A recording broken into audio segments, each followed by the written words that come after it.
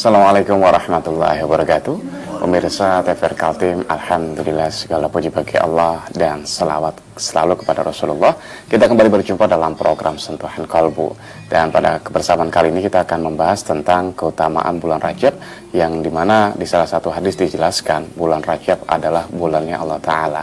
Nah, bagaimana penjelasan tentang keutamaan bulan Rajab? Kali ini kita sudah bersama narasumber kita, yaitu Guru Ajumain bin Ahmad, pimpinan dari Mahat Tafiz Al-Firdaus Bengkuring, Kota Samarinda. Kita sapa dulu beliau. Assalamualaikum Guru. Waalaikumsalam warahmatullahi wabarakatuh. Bagaimana kabarnya Guru? Sehat? Alhamdulillah. Nah, dengan pembahasan yang kita angkat pada kebersamaan kali ini tentang keutamaan bulan Rajab nih Guru. Apa penjelasan di awal nih? Silakan nih Guru. Bismillahirrahmanirrahim. Assalamualaikum warahmatullahi wabarakatuh. Wahai saudara-saudari kami seiman seakidah, pemirsa TVRI yang dirahmati Allah Subhanahu wa taala.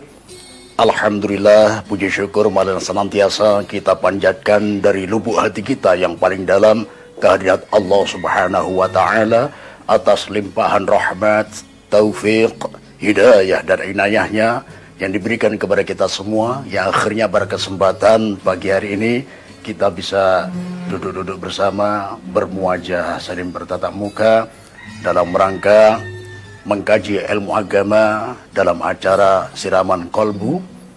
Kondisi kita juga alhamdulillah dalam keadaan sihah, afiah, tidak kekurangan sesuatu apapun.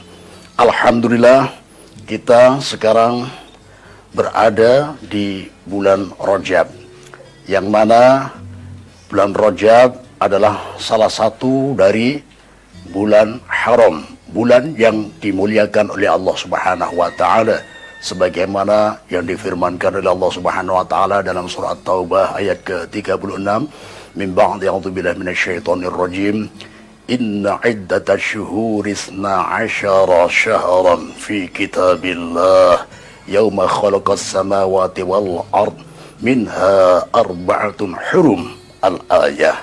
Sesungguhnya hitungan bulan dalam ketetapan Allah ketika Allah menciptakan langit-langit dan bumi ada 12. Minha arba'atun hurum.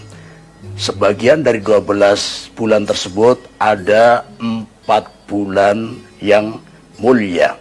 Jadi ada hurum ini diartikan mulia. Apa saja bulan-bulan yang mulia di bulan dari 12 bulan tersebut? Ya, salah satu mutawaliyah, 3 bulan berurutan, Dzulqa'dah, Dzulhijjah, dan Muharram berurutan. Kemudian tinggal satu lagi tersendiri, baina Jumadal Akhir wa Sya'ban, di antara bulan Jumadil Akhir dan Sya'ban, yaitu bulan Rajab. Jadi bulan yang mulia ada 4, dalam artian 4 bulan yang mulia ini dulu dilarang untuk berperang. Ya. Jadi bulan Rajab yang kita bahas, Rajab salah satu artinya juga Syahrul Ashab, ai sobba yasubbu sobban, ya, sobba yasubbu sobban, menuangkan, dalam artian ketika bulan Rajab ini Allah menuangkan rahmatnya sebanyak-banyaknya kepada hambanya. Kemudian ada arti lain dari bulan Rajab adalah dari kata-kata tarjib. Tarjib ai ta'zim, memuliakan, mengagungkan, bulan yang mulia, bulan yang agung. Oleh karena itu, ketika kita berada di bulan yang mulia dan bulan yang agung, kita dianjurkan untuk melakukan amal-amal yang mulia. Amal mulia diantaranya adalah as-shaum, berpuasa. Dalam bulan Rajab dianjurkan berpuasa. Terserah berapa jumlahnya, walhasil jangan sampai kita terpengaruh di akhir-akhir ini ada yang mengharamkan puasa bulan Rajab dengan alasan tidak ada dalil, diistilahkan bid'ah, ini kutub yang ekstrim. Kemudian kita juga dihadapkan kutub yang ekstrim lainnya, yaitu terlalu memotivasi untuk puasa bulan Rajab, akan tetapi pakai hadis-hadis maudhu, hadis-hadis palsu. Ini juga melampaui batas, kurang tepat. Mengajak beribadah tapi caranya kurang tepat. Jadi kita tengah-tengah. Bulan Rajab memang bulan yang mulia. Di situ kita dianjurkan untuk berpuasa. Jadi kalau kita berpuasa di bulan Rajab, pegangan kita bukan hadis-hadis maudhu, hadis-hadis palsu, tapi masih ada hadis sahih yang menganjurkan puasa bulan Rajab atau bulan haram secara umum, ya. Jadi arti haram artinya mulia, ya.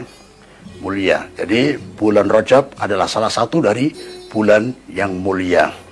Salah satu riwayat dari Utsman ibnu Hakim, beliau bertanya kepada sahabat Sa'id, ya, ibnu Jubair, bertanya tentang posisi atau perilaku Rasulullah di bulan Rajab. Nah, akhirnya Sa'id ibnu Jubair pun menjawab, "Sami'tu an Abdullah ibnu Abbas yaqul." Aku mendengar dari sahabat Abdullah bin Abbas, ini salah satu santri Rasulullah yang luar biasa, banyak mengambil porsi keilmuan dari Rasulullah. Apalagi Abdullah bin Abbas ini mendapatkan doa khusus dari Rasulullah, sempat dipegang dada beliau, Allahumma faqihu fid din wa 'allimhu ta'wil. Ya Allah, fahamkanlah Abdullah bin Abbas ini, ya, dalam masalah agama, dan fahamkanlah ilmu tafsir. Makanya kalau ada perbedaan ahli tafsir, rata-rata ujung-ujungnya yang menjadi pertimbangan adalah pendapat dari Abdullah bin Abbas. Jadi beliau luar biasa.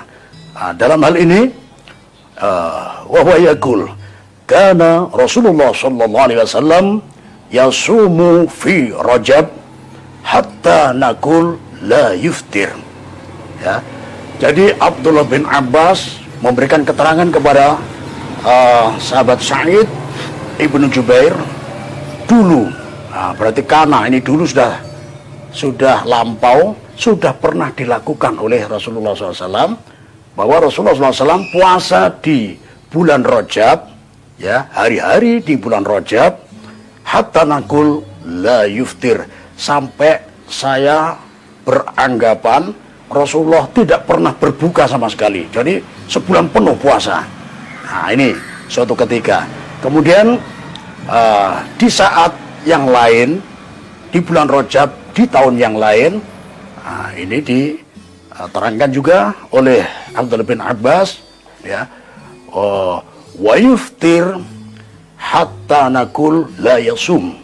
Suatu ketika Rasulullah juga ketika bulan Rajab, beliau berbuka terus, seakan-akan beliau tidak pernah puasa di situ. Nah, jadi di sini di bulan Rajab Rasulullah pernah berpuasa hampir 1 bulan penuh, ya. Tapi yang jelas ada hari yang tertinggal, ya. Nah, jadi suatu saat Rasulullah juga tidak pernah puasa sampai beliau tidak kelihatan berpuasa. Jadi tinggal kita, Rasulullah pernah berpuasa, Rasulullah juga pernah berbuka. Jadi tidak puasa sebulan penuh. Nah, jadi ini sudah sangat kuat bagi kita yang bersemangat dalam melakukan ibadah puasa di bulan Rajab. Jadi ini yang kita pegang, hadis yang sahih riwayat Imam Muslim. Jadi tanpa menghiraukan hadis motivasi yang pakai hadis maudhu atau hadis palsu. Jadi tetap ada pegangan bagi yang berpuasa bulan Rajab dengan pegangan hadis sahih. Bahkan ada salah satu sahabat yang bernama Abu Mujibah Al-Bahili. Beliau datang ke Rasulullah, wahai Rasulullah, ya, ata'arifuni, apakah engkau mengenalku? Rasulullah pangling, ya. Akhirnya untuk meyakinkan beliau bertanya, man ant, siapa kamu? Ana Abu Mujibah Al-Bahili, yang dulu pernah bertemu Anda. Rasulullah ingat-ingat, loh, aku ingat, tapi kenapa postur tubuhmu kok jadi kutilang? Apa kutilang? Kurus tinggi tinggal tulang, memprihatinkan. Nah, ini ya. Kenapa? Karena waktu aku ya bertemu denganmu waktu itu, kamu ini subur makmur, ya kelihatan tampan cerah. Ya sekarang kok kurus kering, kurang gizi, ini ya, memprihatinkan kondisimu. Ya ternyata apa jawaban beliau? Begini Rasulullah, saya ini suka berpuasa, jadi berpuasa tiap hari. Nah, makanya Rasulullah di sini ya bersabda kepada beliau, ini diriwayatkan Imam Tabrani, sum ya watruk, sum watruk, sum watruk, puasa dan tinggalkan, puasa dan tinggalkan, puasa dan tinggalkan. Apa maksud isyarah beliau? Di sini beliau melarang Abu Mujibah untuk puasa terus-terusan supaya tidak menyiksa dirinya sampai badannya kurus. Jadi beliau menganjurkan ya, dari ucapan beliau yang beliau ulang 3 kali ini, sebagian pensyarah hadis ya, kalau Al-Quran ahli tafsir ya, kalau hadis pensyarah hadis berpendapat Rasulullah menyuruh Abu Mujibah Al-Bahili supaya puasa ya. Astagfirullah, ada hadis yang kurang ya, sum minal hurumi watruk, sum minal hurumi watruk, sum minal hurumi watruk, puasalah di bulan haram dan sebagian tinggalkan.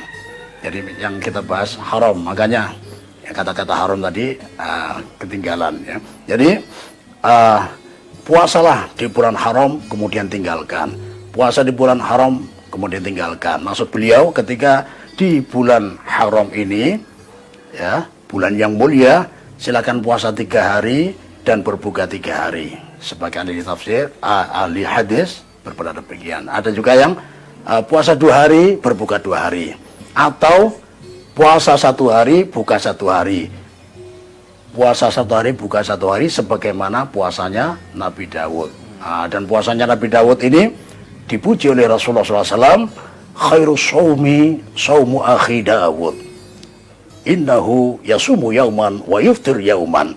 Paling baik-baiknya puasa adalah puasa saudaraku Nabi Dawud.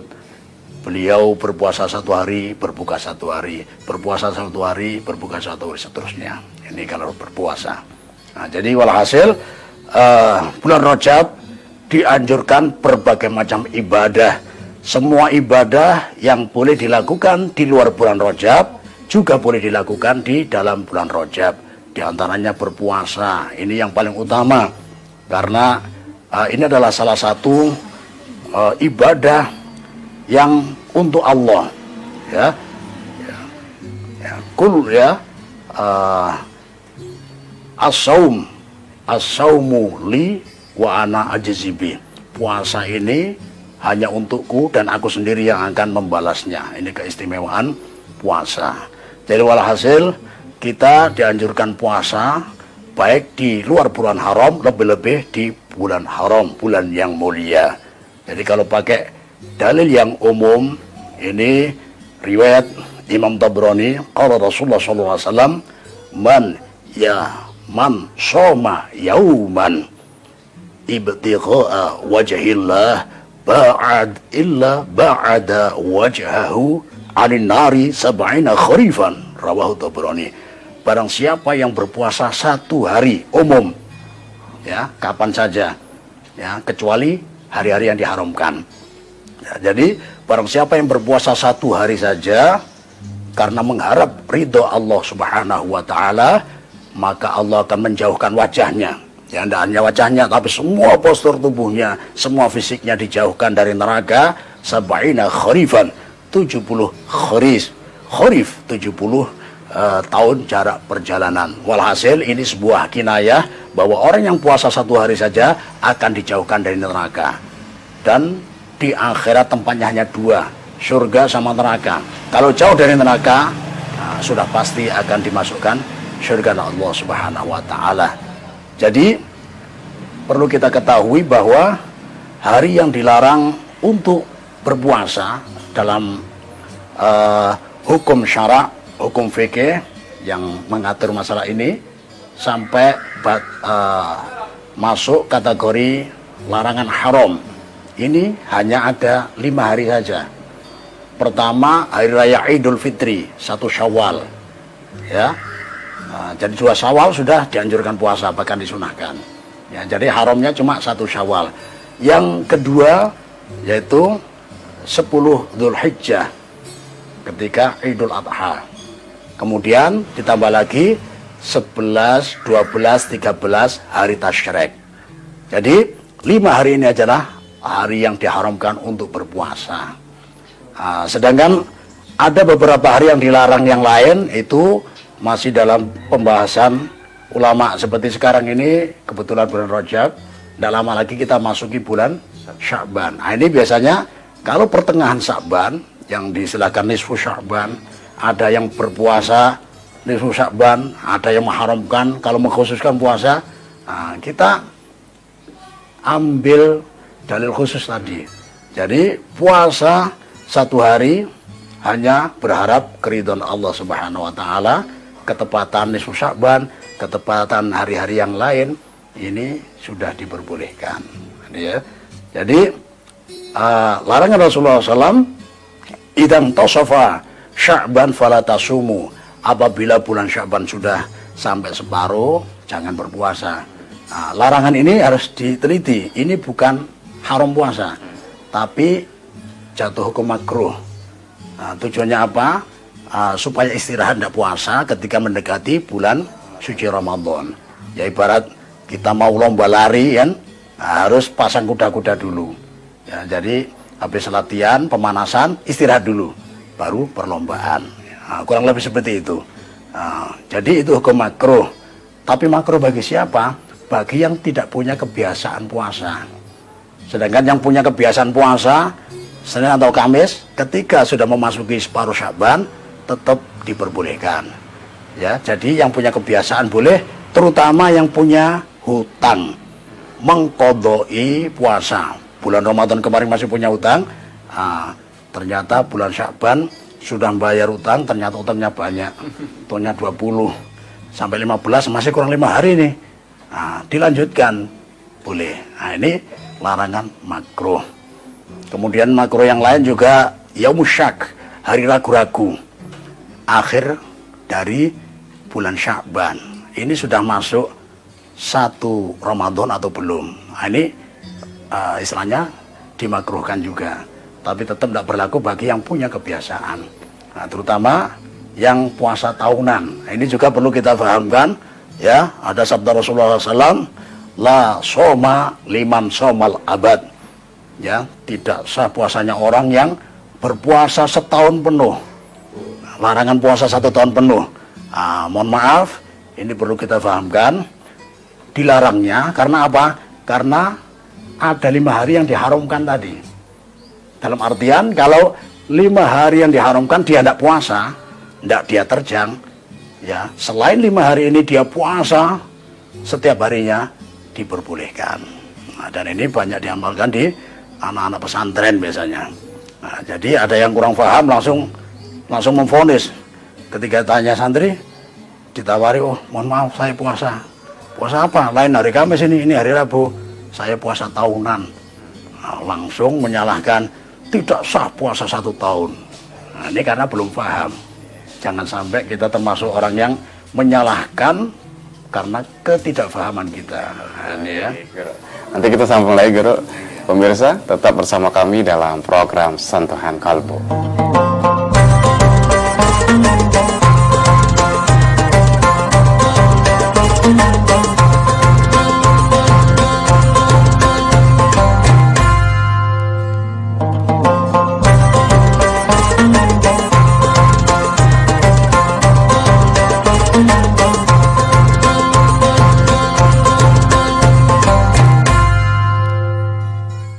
Pemirsa TVR Kaltim, Anda masih bersama kami dalam Sentuhan Kalbu bersama Guru Ajmaim dengan pembahasan tentang keutamaan bulan Rajab. Tadi sudah jelaskan beliau tentang bulan Rajab dan kita dianjurkan untuk berpuasa. Nah, Guru, apakah ada hitungan berapa dianjurkan berpuasa? Saya pernah membaca tentang kalau kita berpuasa di bulan Rajab misalnya 7 itu bisa menutup pintu neraka, dan di puasa berikutnya itu bisa membuka pintu surga. Nah, bagaimana penjelasannya itu? Seperti yang kita terangkan di awal tadi, yang motivasi puasa hari pertama bisa demikian, hari kedua demikian, 7 hari dapat keistimewaan tertentu, itu kebanyakan hadisnya maudhu. Ini mungkin salah satu alasan orang bikin hadis maudhu ini karena banyaknya orang yang tidak puasa di bulan Rajab. Jadi menyayangkan, wah, di hari yang mulia, di bulan yang mulia, harusnya melakukan amalan yang mulia, diantaranya adalah puasa, tapi kok banyak orang yang meninggalkan ya ibadah yang mulia ini. Makanya ada yang membuat hadis maudhu atau hadis palsu tadi. Makanya ini termasuk kutub yang ekstrim yang termasuk perlu kita hindari dulu. Yeah. Iya, berarti tidak ada anjuran untuk berapa hari berpuasa di bulan Rajab, ya. Nah, bagaimana penjelasan dari Rasulullah sendiri atau hadis tentang Rasulullah tentang keistimewaan atau keutamaan bulan Rajab nih, Guru? Kalau keistimewaan bulan Rajab, ya, sebenarnya tadi, ya, berasal dari awalnya tasubur rahmat, yaitu ketika bulan Rajab ini Allah Subhanahu wa Ta'ala menuangkan rahmatnya sebanyak-banyaknya, ya. Ini sebagian ulama mentafsiri siapa yang mendapatkan rahmat tersebut. Sebagian ada yang berpendapat, ya, saking luasnya rahmat Allah, ya, sampai kita semua mendapatkan rahmat, dalam artian tidak hanya yang beriman, yang ingkar pun dapat, tidak hanya yang taat, yang maksiat pun dapat. Sebagian ulama pendapat demikian, tapi ada sebagian ulama yang lain punya pendapat berbeda. Siapa yang berhak mendapatkan rahmat tersebut? Ternyata ada lanjutannya, tasubur rahmat littaibina, bagi orang-orang yang bertaubat.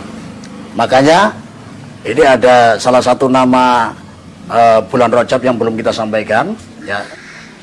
Sabda Rasulullah SAW, Rajabun syahrullah wa Sya'ban syahri wa Ramadan syahru ummati, ya. Rajab bulannya Allah, Sya'ban bulanku, kata Rasulullah, ya. Makanya ketika bulan Sya'ban dianjurkan bersolawat, jadi seakan-akan jatahnya Rasulullah, ya. Wa Ramadan syahru ummati, di situ diperbanyak membaca Al-Quran.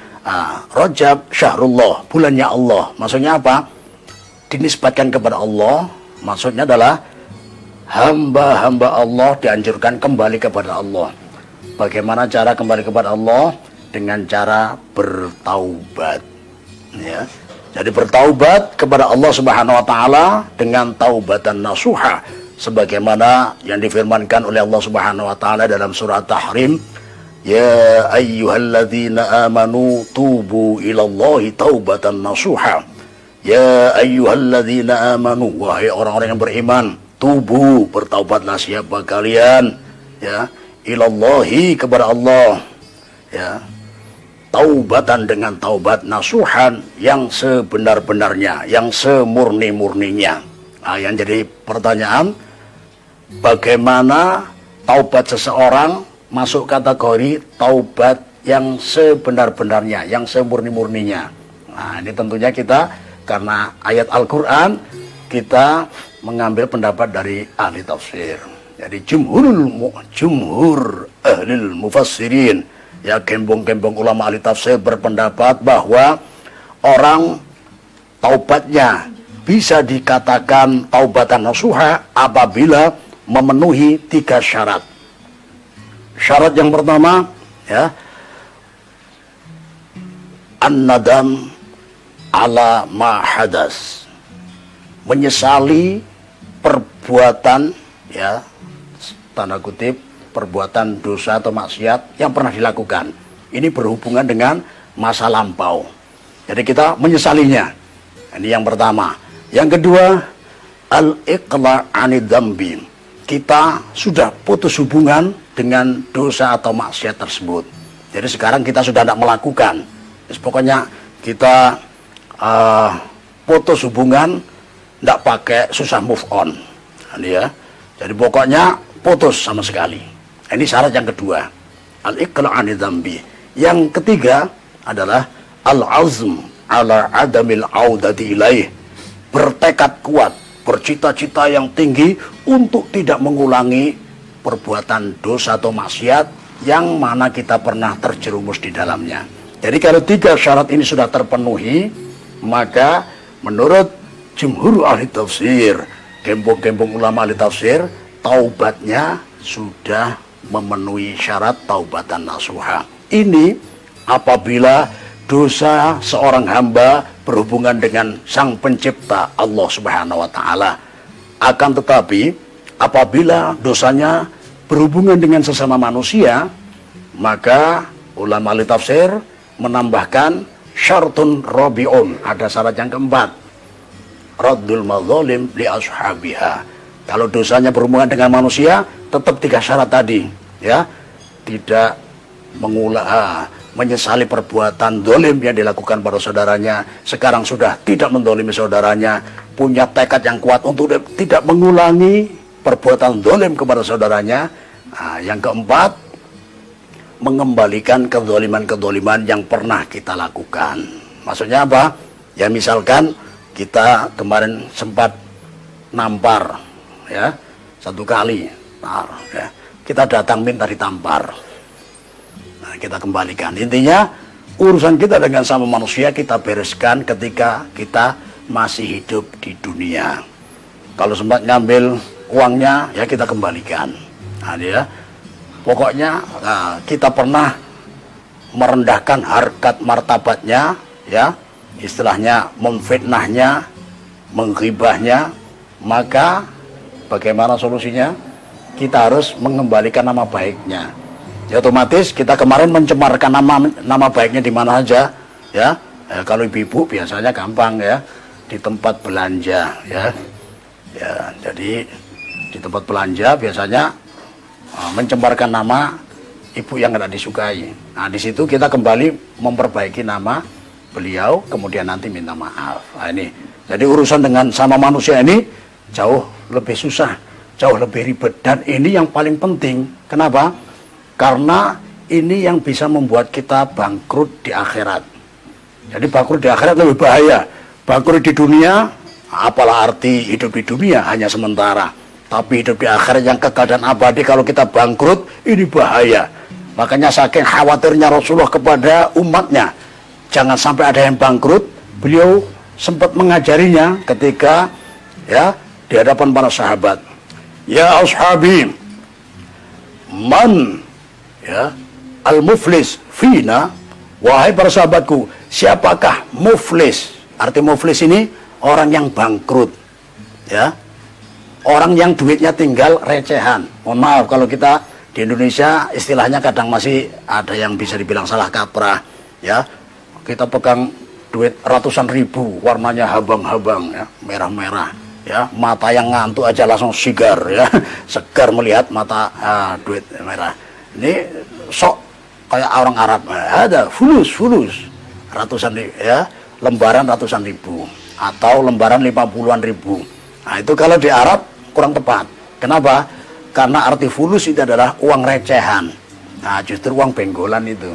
Nah, makanya orang yang bangkrut disebut muflis dari kata-kata falasa yaflusu fulusan, ya. Kenapa? Kemarin duitnya, ya, ratusan ribu, paling kecil 50-an ribu, kok sekarang jadi uang benggolan, ya, uang recehan. Nah, ini berarti dia bangkrut. Nah, makanya orang bangkrut disebut muflis. Siapa orang yang bangkrut di kalangan kita? Para sahabat waktu itu kefahamannya orang bangkrut dalam segi duniawi. Makanya tidak salah kalau para sahabat menjawab, al-muflis fina man la dirhama wala dinara wala mata'alah. Orang yang bangkrut di kalangan kita adalah orang yang tidak punya mata uang dinar, mata uang yang terbuat dari emas, tidak punya dirham, mata uang yang terbuat dari perak, dan tidak punya harta benda, tidak punya surat tanah, dan semisalnya. Itu orang bangkrut dari kalangan kita. Rasulullah pun tersenyum, ya, dan punya kewajiban untuk menjelaskan, ya. ya ashabi, wahai sahabatku, al-muflis fina man jaa yaumal qiyamah bis shalah waz zakah ya was sadaqah wa a'malil birri wa qad syatama hadha wa qadhafa hadha wa kana mala hadha wa safaka dama hadha fayukhad min hasanatihi hatta faniyat ya thumma ukhidha min hasanatihi ya thumma turiha ilaih thumma turiha ila nar rawahu Muslim atau kama qala Rasulullah sallallahu alaihi wasallam. Ya, hadisnya panjang ya. Jadi wahai sahabatku, orang yang bangkrut di kalangan kita adalah orang yang nanti di hari kiamat dengan penuh pede, percaya diri. Kenapa? Karena membawa pahala sholat, pahala puasa, pahala zakat, pahala haji, pahala sedekah, pahala amal-amal soleh yang lain, dengan percaya diri menuju ke pintu surga. Ketika dekat dengan pintu surga, ternyata di situ ada beberapa orang ngantri. Nah, orang ngantri dilihat, loh kok sepertinya kenal semua. Diingat lagi, apakah ada urusan dengan saya? Baru diingat-ingat lagi, ternyata semua orang ngantri ini adalah orang-orang yang pernah dizolimi selama hidup di dunia. Jadi minta keadilan langsung dari Allah Subhanahu wa taala. Protes, ya Allah, saya dulu pernah dipukul. Ya, mentang-mentang dia ini ya petinju ya. Saya mau balas, khawatir dipukul lagi ya. Bisa koit ya, bisa isdet, bisa mati. Ya. Itu ya. Nah, beda mati, beda ya. Ini kalau bahasa Spanyol ya, mate, nikmati ente, nikmatnya habis. Ya. Kalau mati, ini masih bagus, nikmatnya ganti. Kemarin dapat nikmat dunia, pindah ke kubur dapat nikmat kubur, berarti beruntung ya. Tapi kalau orang pendosa itu ya, misalkan jambret ya, ada ibu-ibu naik motor pakai kalung emas 1 kilo ya, sampai nunduk gini ya, dijambret, laju ternyata nyium kontainer, kontainer dicium ya, jambretnya jatuh ke depan terlindas, jadi keripik jambret. Oh, jambretnya mati, ini tidak layak karena nikmatnya ganti, terlalu bagus. Apa yang tepat? Jambretnya bongko, mau diobong di neraka. Bongko, mau dibakar di neraka ya, karena melakukan dosa. Ini ya. Nah, itu ya. Jadi kembali ke yang bangkrut tadi. Jadi pernah dipukul. Nah, akhirnya apa? Wah, ya Allah, saya sudah tidak punya harta lagi. Memang di akhirat tidak berlaku mata uang, harta tidak berlaku. Yang berlaku adalah ya hasanat wassayiat, kebaikan dan keburukan, atau pahala dan dosa.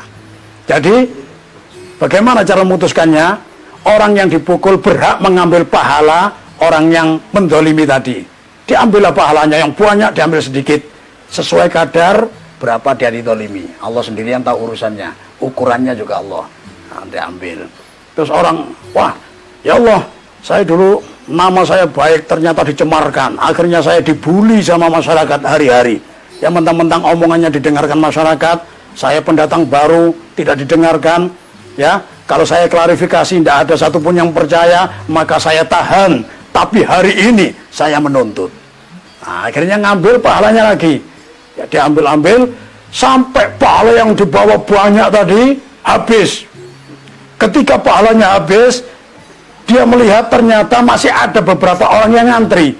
Mereka protes kepada Allah, ya Allah, ya harta saya dulu diambil, dia belum sempat kembalikan, dia ngambil secara paksa, semena-mena, ya saya tahan, sekarang saya minta. Tapi bagaimana ini? Pahalanya sudah habis, saking banyaknya orang yang didolimi yang menuntutnya. Apa untuk saya? Nah, ditanya, kamu punya dosa? Punya. Nah, dosa mau berikan padanya. Dosa orang yang didolimi diambil, diberikan kepada orang mendolimi. Semuanya yang tersisa ngantri ini, dosanya semuanya berikan pada dia.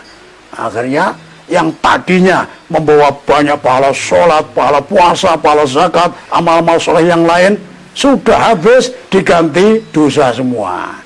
Makanya akhir hadisnya, thumma turiha ilan nar. Dia tidak mungkin masuk ke surga, dia dilemparkan ke neraka. Malaikat Zabaniyah langsung menariknya dengan kasar, dilemparkan ke neraka. Wal'iyadzubillah tabaraka wa ta'ala. Ya. Masya Allah. Nah Guru, apakah ada doa yang bisa diamalkan di bulan Rajab nih Guru?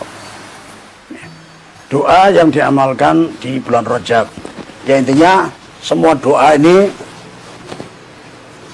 ya, kalau kita amalkan di bulan Rajab, doa yang kita panjatkan di luar bulan Rajab, kita amalkan di bulan Rajab, ini semuanya ya boleh dan dapat keutamaan khusus, ya. Sama halnya dengan puasa tadi, dalam artian kalau puasa di luar bulan haram ini, misalkan puasa Kamis, misalkan sekarang kebetulan hari Kamis misalkan, kok kita puasa langsung dapat 3 pahala, ya. Yang pertama, 3 pahala ini kalau punya utang ngodok, tapi niatnya jangan 3, niatnya cuma 1, niat mengkodoi puasa, ya. Puasanya cuma 1 hari, niatnya cuma 1, mengkodoi puasa, dapat ya hutangnya lunas pertama. Yang kedua, dapat keistimewaan puasa hari Kamis. Yang ketiga, dapat keutamaan puasa Rajab, ya. Jadi dilipat gandakan. Jadi begitu juga doa di bulan Rajab, ya. Nah, kalau Rasulullah SAW ketika datang bulan Rajab menyambutnya dengan doa, Allahumma barik lana fi Rajab wa Sya'ban wa balighna Ramadan. Jadi ini, ya Allah, ya, berkahilah kami di bulan Rajab dan Sya'ban, dan sampaikanlah umur kami untuk menuju bulan Ramadan. Intinya, ya, Rajab ini sebagai penghantar untuk menyambut bulan suci Ramadan. Jadi bulan Rajab, bulan Sya'ban, dan bulan Ramadan ini berkaitan berarti nih Guru? Berkaitan. Makanya ada ulama yang berpendapat Rajab syahrul zar' wa Sya'ban zahrus saqyu wa Ramadan syahrul hasad. Bulan Rajab adalah bulan untuk bercocok tanam. Bulan Sya'ban bulan untuk menyiram. Bulan Ramadan bulan untuk panen. Makanya kita dianjurkan semangat ibadah di bulan Rajab ini, ya, salah satu alasannya adalah supaya nanti intinya kita semangat ibadah ketika bulan Ramadan. Tentunya bulan Rajab agak berat, ya, diibaratkan sebagai orang yang bercocok tanam. Orang bercocok tanam lebih berat. Kemudian nanti tinggal nyiram sudah agak ringan. Bulan Sya'ban sudah agak ringan. Kemudian ketika bulan Ramadan panen lebih ringan lagi. Di samping ringan juga berbahagia. Masya Allah, baik. Jadi bulan Rajab ini juga kita dianjurkan memperbanyak zikir, terutama yang ada hubungannya dengan tadi. Nama Rajab adalah Syahrullah, bulannya Allah. Kita kembali kepada Allah dengan cara bertaubat dan memperbanyak istighfar. Iya, baik Guru. Nanti kita sambung lagi. Pemirsa TVRI Kaltim, tetap bersama kami dalam program Sentuhan Kalbu.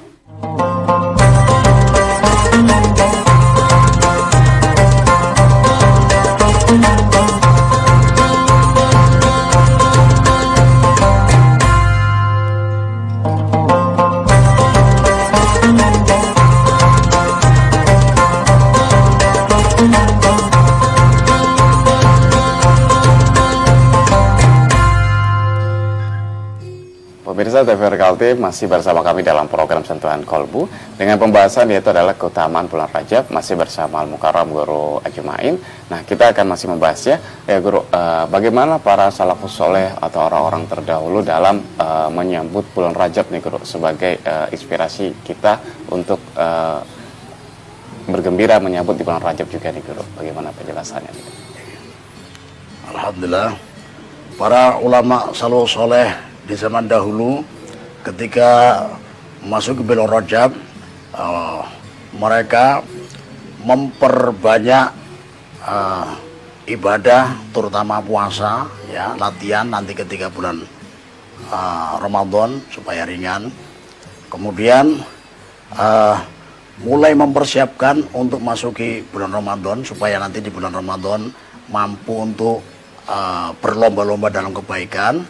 Di antaranya mempersiapkan ilmu, ya, ilmu bagaimana tata cara puasa yang baik, ya, ibadah yang baik.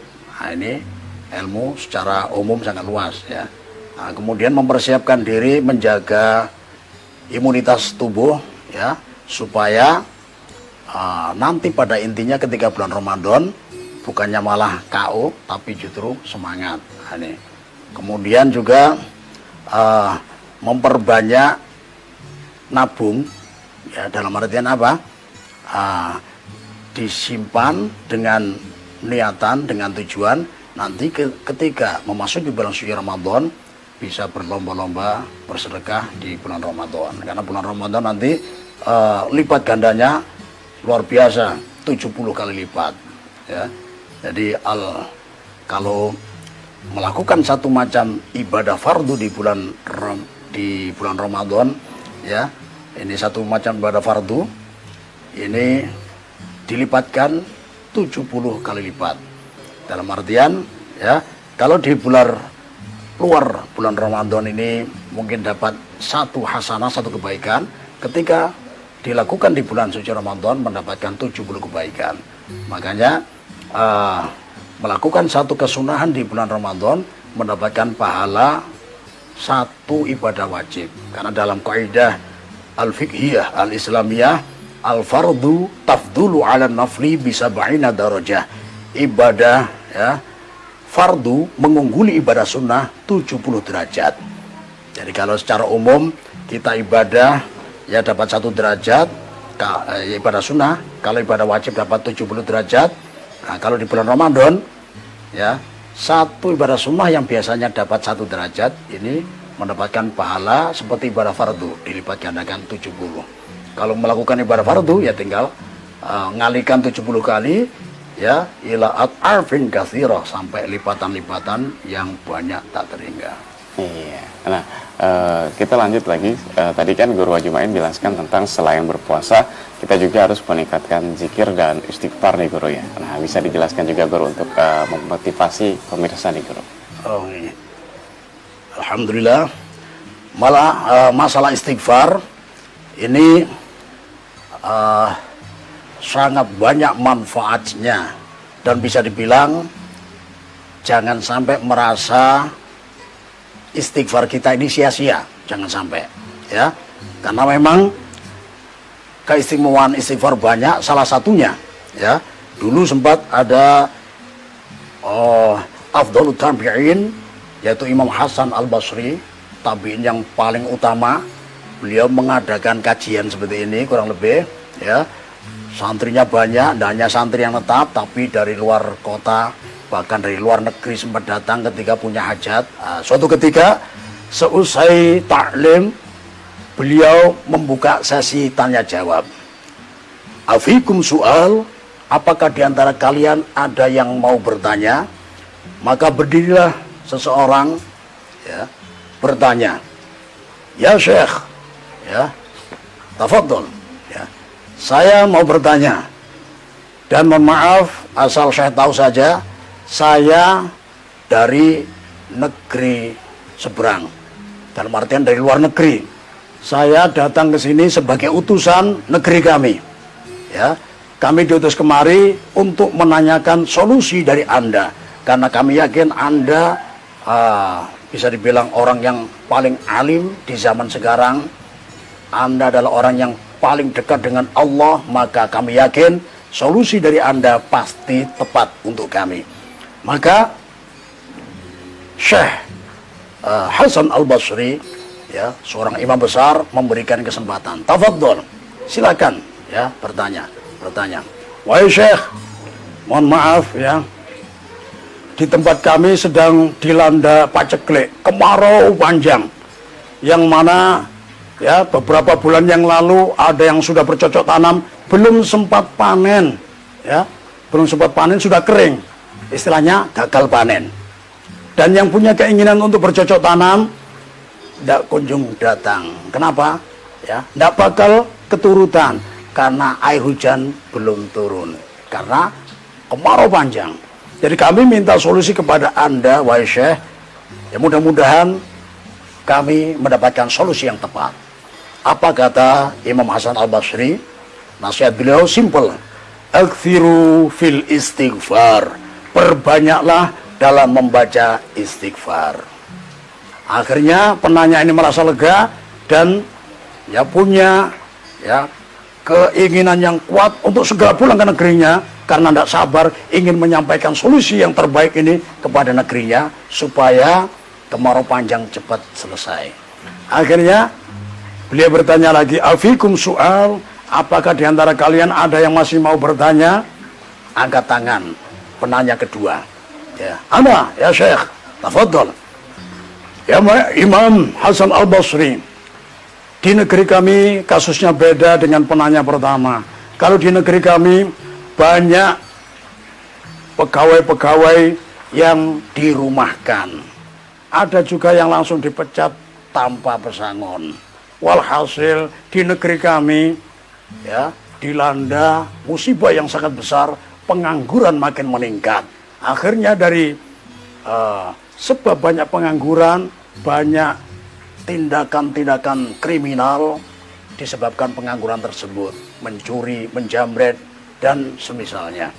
Jadi kami minta solusi pada Anda, mudah-mudahan Anda memberikan solusi yang terbaik.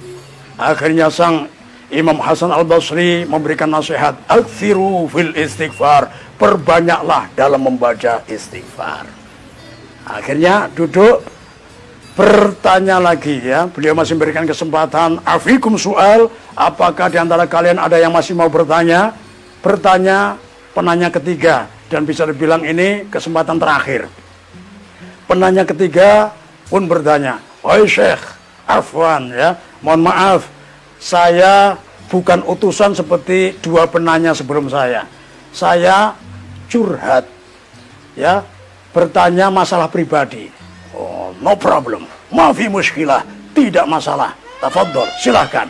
Akhirnya bertanyalah penanya yang ketiga ini ya, wahai Syekh, mohon maaf, saya sudah menikah beberapa tahun, bahkan lebih dari 10 tahun, tapi sampai saat ini belum diberi amanah oleh Allah, belum diberi momongan. Saya minta solusi dari Anda wahai Syekh. Maka beliau pun dengan senyum memberikan solusi terbaik, aktsiru fil istighfar, perbanyaklah dalam membaca istighfar. 3 penanya dari negeri yang berbeda-beda, masalah yang berbeda-beda, solusinya cuma 1, istighfar ya. Akhirnya ada santrinya yang memberanikan diri bertanya, wahai Syekh, afwan, mohon maaf, yang diberi kesempatan 3 orang, tapi dengan jawaban Anda tadi, sebagian dari kami ada yang mengganjal dalam hati. Jadi seakan-akan, mohon maaf ya, Anda sebagai guru kami, ilmu Anda sangat luas, luar biasa, tapi pada saat ini mungkin sebagian jamaah yang baru hadir ada yang suudzon, negative thinking, berburuk sangka kepada Anda. Kenapa? Seakan-akan ilmu Anda sangat terbatas. Berbagai macam masalah, Anda hanya memberikan solusi yang sangat sederhana. Suruh berbanyak istighfar. Mohon penjelasannya Syekh, supaya ya jamaah yang baru, yang belum mengenal Anda, tidak sampai ada suudzon, negative thinking, buruk sangka dalam hati mereka. Maka saya pun menerangkan, wahai murid-muridku, bukankah beberapa bulan kemarin kita mengkaji surah Nuh? Ya, buka kembali. Ya. Apa ya firman Allah dalam surah Nuh ayat ke-10? Faqultu astaghfiru rabbakum innahu kana ghafara. Allah menceritakan kondisi Nabi Nuh ketika umatnya ya walhasil dapat ujian dari Allah Subhanahu wa taala, maka solusinya mereka suruh istighfar. Aku berkata, kata Nabi Nuh, ya, firman ini diabadikan oleh Allah dalam Al-Qur'an, perkataan Nabi Nuh ini ya. Minta ampunlah kalian kepada Tuhan kalian, Rabb kalian, ya Allah Subhanahu wa taala. Innahu kana ghafara, karena Allah adalah zat yang maha pengampun. Jadi mereka disuruh beristighfar. Kalau mereka beristighfar, apa yang mereka dapatkan? Dalam ayat ini ada 5 janji Allah yang akan didapatkan bagi orang yang beristighfar. Yang pertama, yursilis samaa'a 'alaikum midrara. Kalau kalian sudah beristighfar, minta ampun pada Allah, maka Allah akan ya yursil mengirimkan as-samaa pada air hujan midraron. Allah akan mengirimkan air hujan yang lebat. Jadi tidak hanya gerimis rintik-rintik, apalagi jarang-jarang pulang. Ini ya. Nah, ini lebat akhirnya menjadi penyebab kesuburan daerah tersebut. Yang pertama. Yang kedua, ya, ini wahai muridku ingat, Allah memberikan hujan. Kalau ada suatu negeri yang dilanda kemarau panjang, masa paceklik akan beres kalau penduduknya istighfar. Karena hujan lebat akan diturunkan oleh Allah. Penanya kedua, pertama sudah beres. Terus bagaimana dengan penanya kedua? Lanjutkan ayat selanjutnya. Yursilis sama'a alaikum midrara wa yumditkum bi amwalin. Wa yumdit, dan Allah akan memperbanyak bi amwalin dengan harta-harta. Bentuk jamak ya, kalau satu macam harta malun, dua macam harta malani, tiga macam harta amwal. Dalam artian kalau penduduk suatu negeri yang dilanda krisis ekonomi mengamalkan istighfar, maka Allah akan memberikan harta yang banyak datang dari segala penjuru. Penanya kedua sudah terjawab. Wahai Syekh, ya, sekalian, bagaimana dengan penanya yang ketiga, curhat masalah pribadi, belum dapat keturunan? Lanjutkan ayat selanjutnya. Wa yumditkum bi amwalin wa banin. Allah akan memperbanyak harta dan anak-anak. Anaknya nanti banyak kalau orangnya rajin beristighfar, ya. Dan tiga penanya sudah beres. Tapi ada dua janji Allah yang perlu kita sebutkan lagi. Wa yaj'al lakum jannatin, dan Allah akan menjadikan untuk kalian surga-surga. Maksudnya apa? Kebun-kebun yang subur. Ya. Wa yaj'al lakum anhara.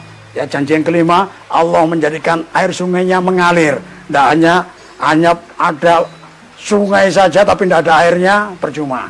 Airnya mengalir. Ini ya. Jadi kalau penghuni suatu negeri membaca istighfar, insya Allah 5 janji Allah ini akan dia dapatkan.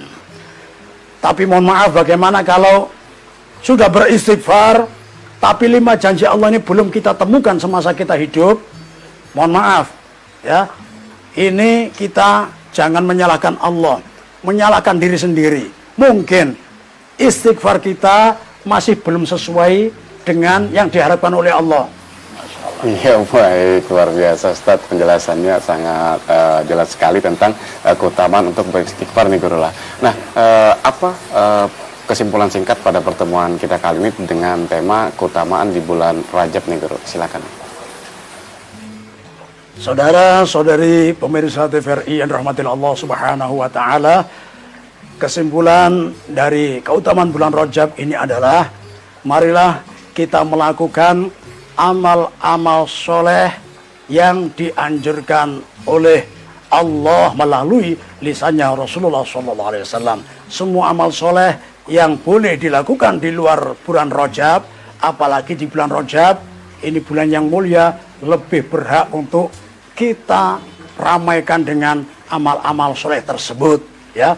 Mulai dari berpuasa, kemudian sholat, kemudian baca Al-Quran, kemudian zikir. Jadi yang paling tinggi ini puasa, agak berat. Kemudian kalau puasa merasa berat, sholat malam sekalipun 2 rakaat, ya. Nah, sebenarnya kalau sholat ini ya umum, ya, sholat apapun, bahkan sholat mutlak pun juga boleh. Sholat mutlak ini sholat terlepas, tidak karena sebab. Nah, kalau kita masuk sholat 2 rakaat masuk masjid, nah, karena sebab kita masuk masjid, maka namanya tahiyatul masjid, menghormati masjid, nah, dan sebagainya. Kalau mutlak, ya, sholat 2 rakaat tanpa ikatan apapun. Ini biasanya sebagai tanda syukur, ya. Mungkin karena kita diundang makan-makan yang nyaman, ya, mungkin daging bebek, nah, ikan gurami, alhamdulillah. Tiba-tiba sholat 2 rakaat, usolli rakaataini sunnatan lillahi ta'ala. Yang penting sholat 2 rakaat tidak karena sebab. Pokoknya sholat 2 rakaat. Nah, ini bersyukur kepada Allah, luar biasa, ya. Besoknya kok tidak sholat habis makan, ya, kenapa tidak sholat? Kemarin habis sholat makan iwak karing warak, ya. Nah, ini repot. Ikan yang tidak enak jadi sholat, Anda boleh juga gitu ya, karena apa ini mohon maaf ya, nikmat tidak hanya berupa makanan. Kita sehat, dipertemukan orang-orang baik, ketemu seperti sama antum ya, sama teman-teman, ini adalah dipertemukan dengan orang yang baik, ini juga termasuk nikmat yang luar biasa. Masya Allah. Baik, terima kasih Guru Haji Muin atas penjelasannya. Semoga ini bermanfaat untuk saya dan juga pemirsa. Pemirsa TVRI Kaltim berakhir sudah pada kebersamaan kali ini dengan tema yaitu adalah keutamaan bulan Rajab. Semoga ini bisa menambah keimanan kita, semakin kita bersemangat untuk beramal soleh, melakukan ibadah kepada Allah Ta'ala di bulan Rajab sebagai awal penyambutan kita di bulan Ramadan. Sampai jumpa pada program berikutnya. Assalamualaikum warahmatullahi wabarakatuh.